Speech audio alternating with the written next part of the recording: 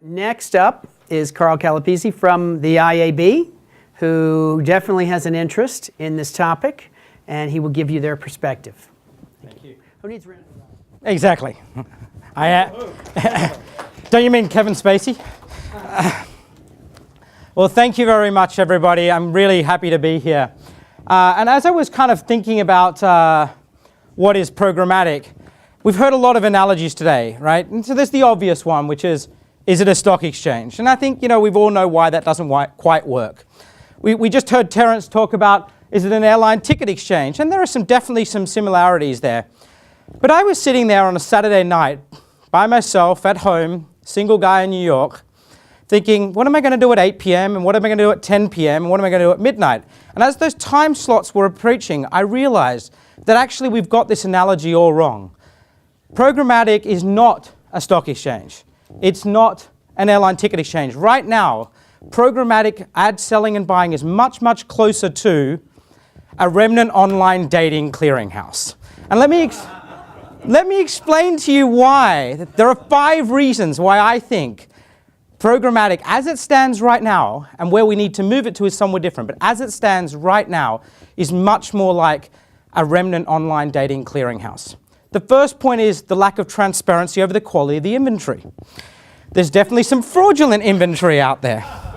Some of the sites like Match.com focus on the high-end guaranteed inventory, and then there's stuff that's clearing the remnant stuff down the other end. There's OkCupid and Tinder that are specializing in that end. The second one is that there are huge data quality concerns on the exchange. How do I know that that 36-year-old female who really likes to travel isn't actually a 64-year-old man who's sitting on his couch? The third reason is once you find inventory on the exchange, you then might actually move up sort of market and start doing direct deals. The problem is you've got to make sure you keep going back to the exchange to make sure there isn't new inventory coming available that more closely meets your campaign goals. And the fourth reason is that there's a lack of standardization in terminology. Not all of us can really be laid back, witty, and like long walks on the beach.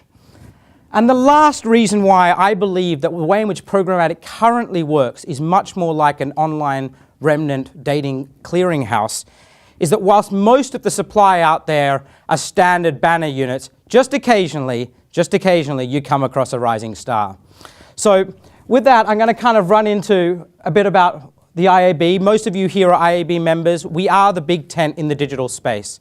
And we've taken programmatic on head-on, working first with the publishers, increasingly with the ad technology providers in this space, and I think for many of you, surprisingly, working a lot with the brands and agencies and agency trading desks on the buy side. We have the ability to try and move programmatic from the remnant dating clearinghouse to being premium. And that's what we're kind of going to focus on today in terms of what are the things that we need to do to get it there. So I think this has already come up, but I wanted to kind of, at least from my perspective, say what I talk about when I talk about programmatic. For us at the IAB, it's everything from the automation of the workflow at one end all the way through to the open auction. And we've chosen to classify it on the basis of 2 criteria. How the price is actually set, whether it's auction-based or a fixed price, and what type of inventory we're talking about. Are we talking about unreserved or reserved inventory? And I think the reason why we tried to do that is because the issues are very different. In the auction environment, the price and how the price is set is really one of the dominant factors. In the fixed environment, it's much more about the type of inventory at the moment. And so that's kind of why we want to think about this. We want to remind ourselves, when you're having conversations about programmatic, to be clear on which bit of the 2x2 that you're actually talking about. So these are just some numbers, I think, that help us remind us that we're actually in a space where programmatic is happening.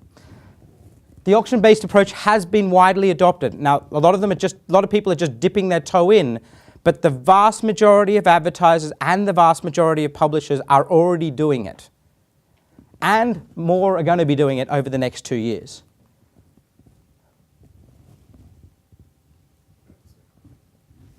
Okay. So, let's go back one.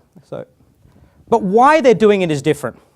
Publishers are predominantly doing it for efficiency gains. Marketers are predominantly doing it for effectiveness. And we've got to make sure that we don't lose sight of both of those important gains that are coming through programmatic.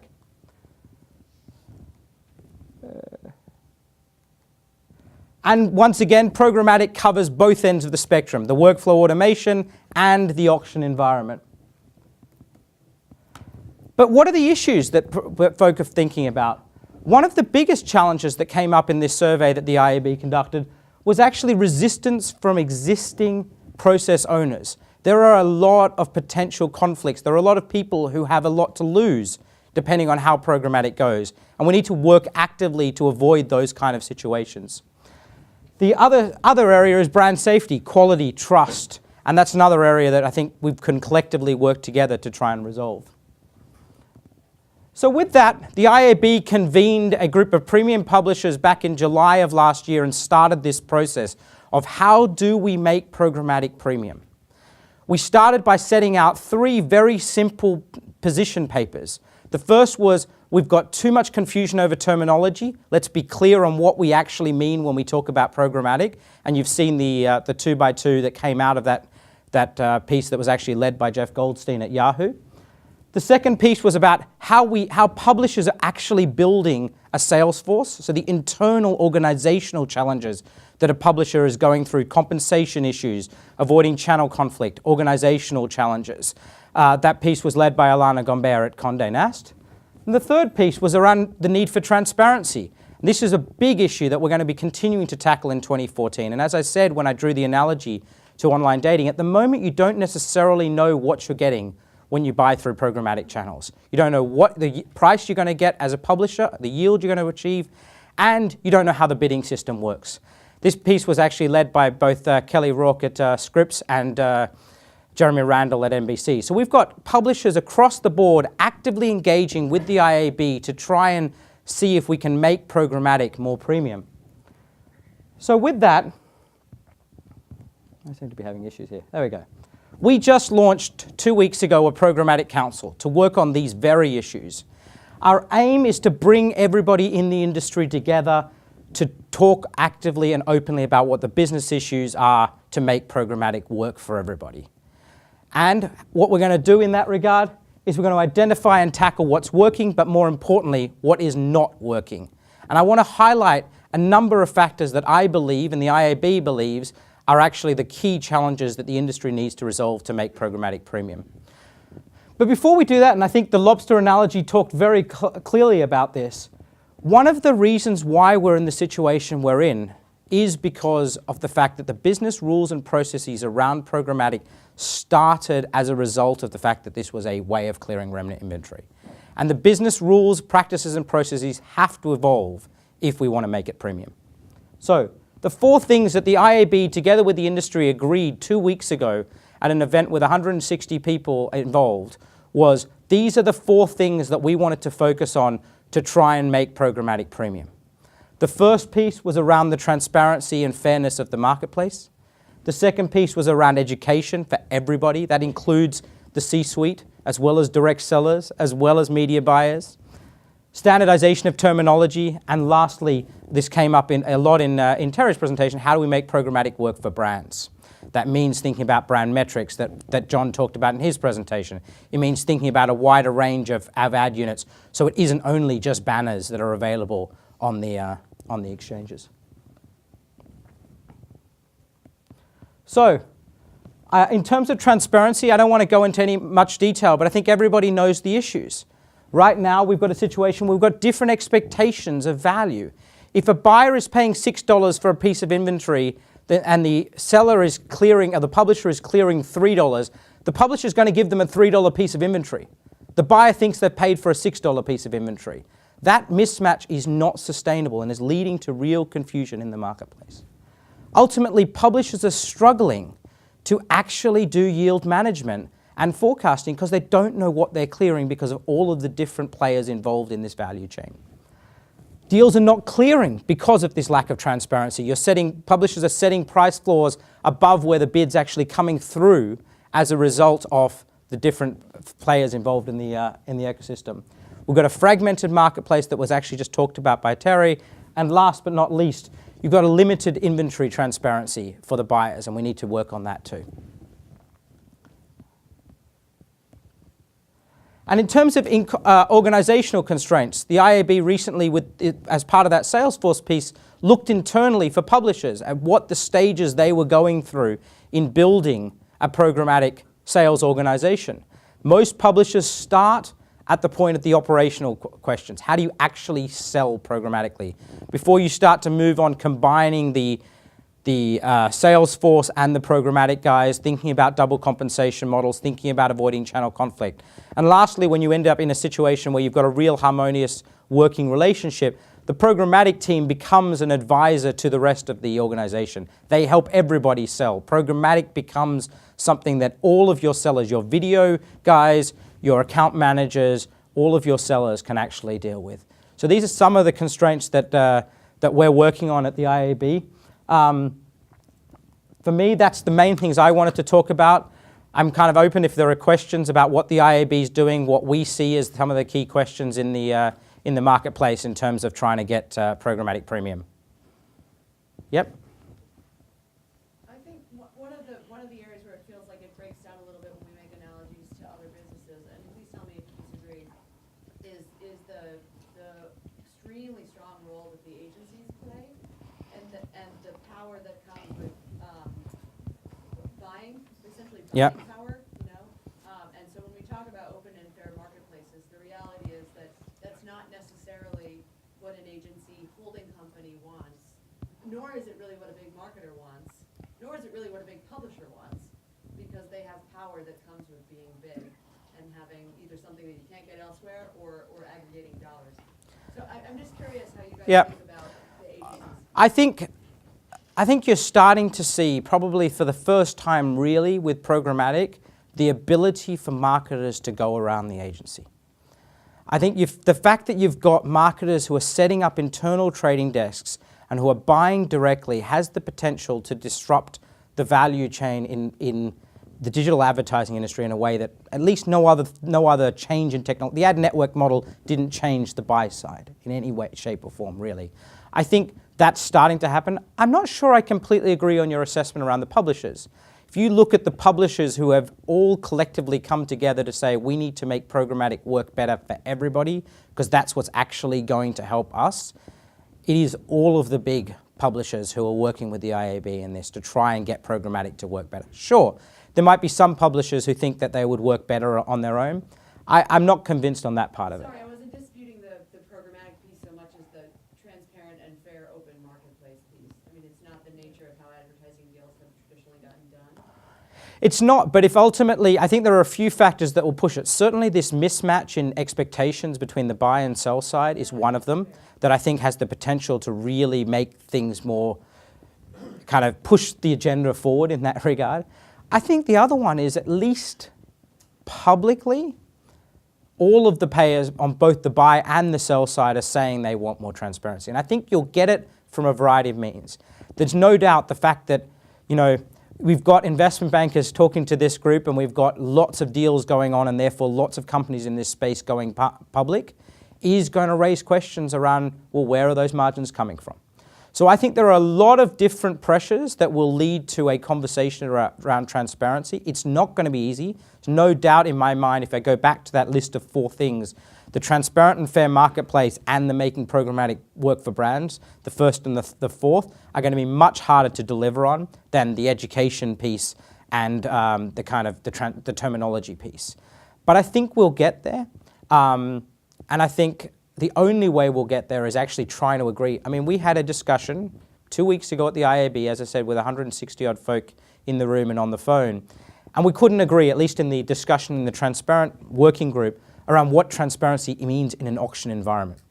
It's very clear when you walk into a coffee shop, transparency basically means I know what I'm going to pay before I pay it, and I know what I'm getting in terms of the coffee. I know there's a difference between it. I have an ability to verify. There's a difference between the $1 cup of joe that I get that's been sitting there brewed all day and the $6 double espresso macchiato. We don't, in the auction environment, have even an agreed definition between buyers and sellers on what transparency means. So there's a long way to go, but I think we can do it. I don't mean to dominate. I think what my larger question is, future of the auction in the advertising industry. You know, whether marketers like P&G want an auction, or whether it's really ultimately going to be about automating workflow, operational efficiency that allows them to use all their power Yeah. to sort of create those kinds of deals with publishers that, by the way, publishers want. Yeah, I think you'll have both. I don't see the auction disappearing. I think ultimately auctions, you know, Kelly, who's up the back, and I had a long conversation around when we were trying to think about the transparency piece, around the economics of an auction. An auction is, I mean, I'm an economist by profession actually, and the auction is a beautiful thing. It clears inventory, or it clears it at the right price, right? So there is clearly something to be said around taking advantage of the beauty of an auction in this environment. I think that will happen. I personally don't see all inventory moving into an auction environment, but then again, I don't see all inventory in this space has ever moved through an individual channel. It's a question up the back there. So, quick question I have is, you know, got all this discussion going on. It's great. You know, we have stock exchange, we have this. You mentioned coffee, all right? Is it cheap coffee? Because it's is it expensive coffee?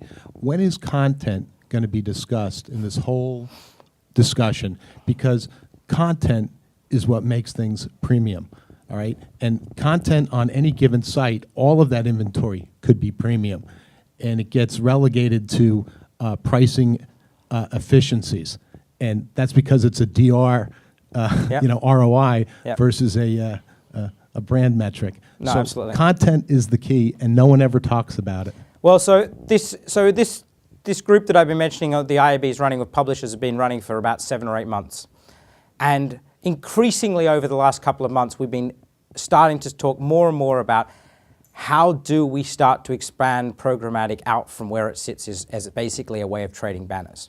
And I think that's when you start to get into the conversation around what is premium, how do we get content in that. I think the conversation around video, which we're actually kicking off next week at the IAB, is a big part of that.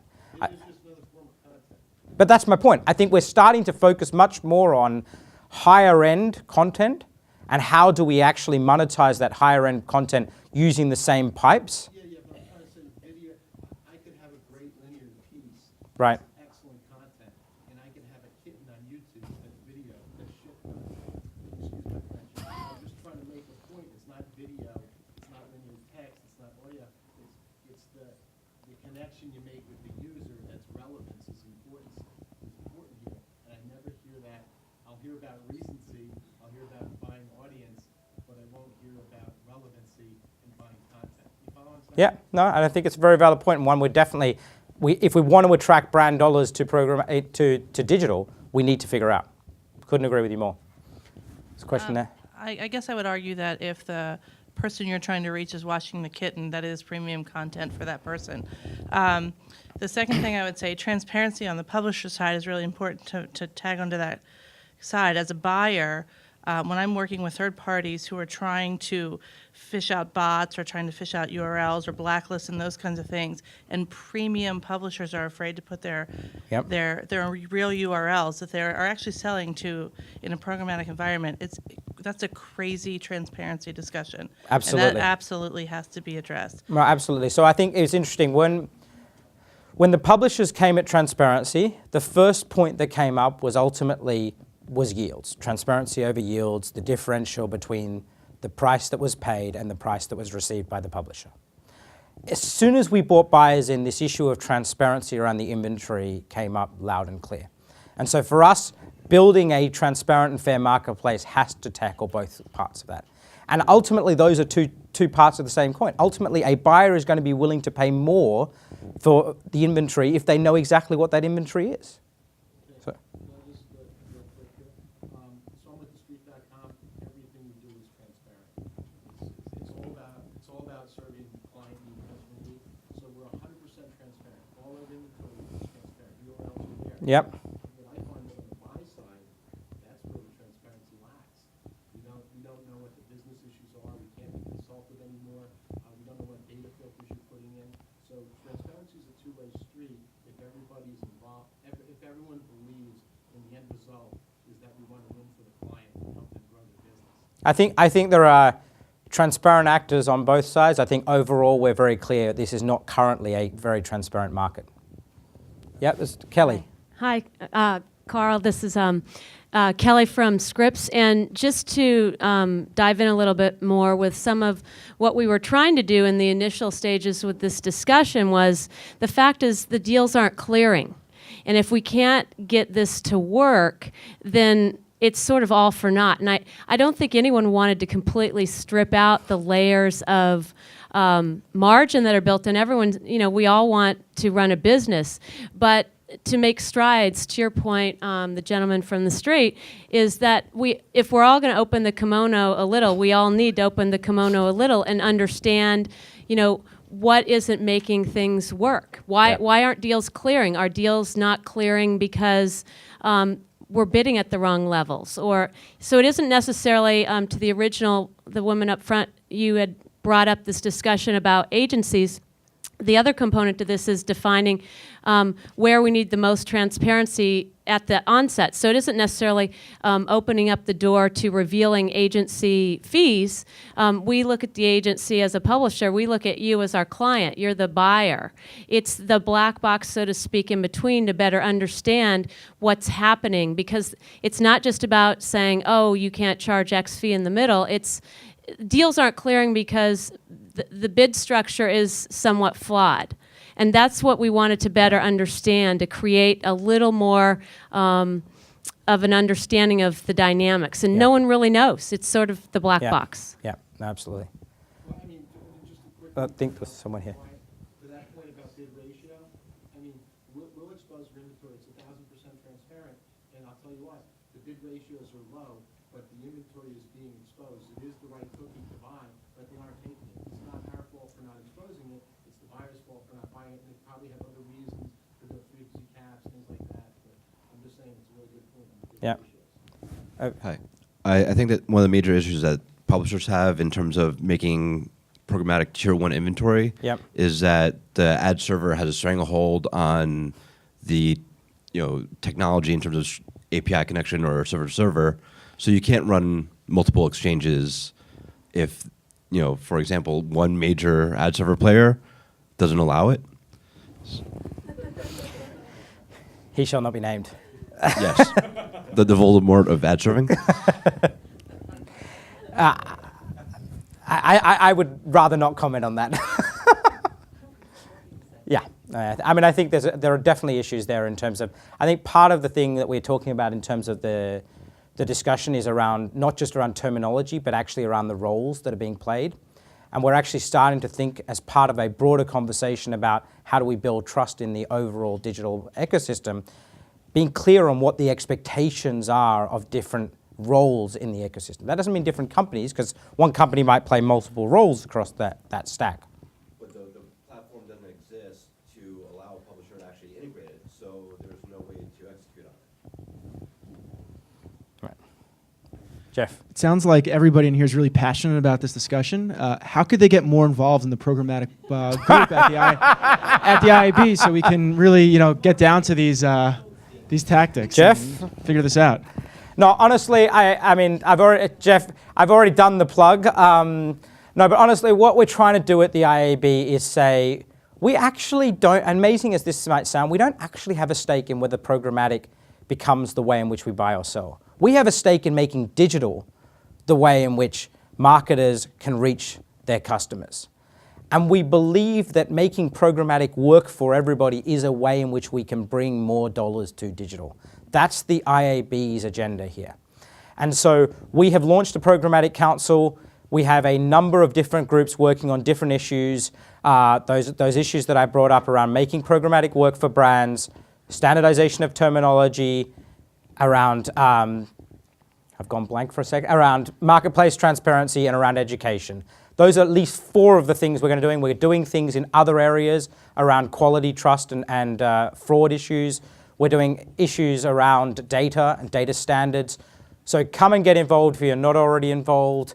We have a lot of different ways. Almost all of the publishers who I look around this room who are here are actively involved. So if you're working with publishers and you're not currently involved in the IAB's Programmatic Council, come get involved and you can contact me and I'll happily put you in touch. Yes, we'll announce that later, Alana. Indeed. Any other thoughts? I think we're just running out of time, so that's it. Thank you very much. Please come and get in touch.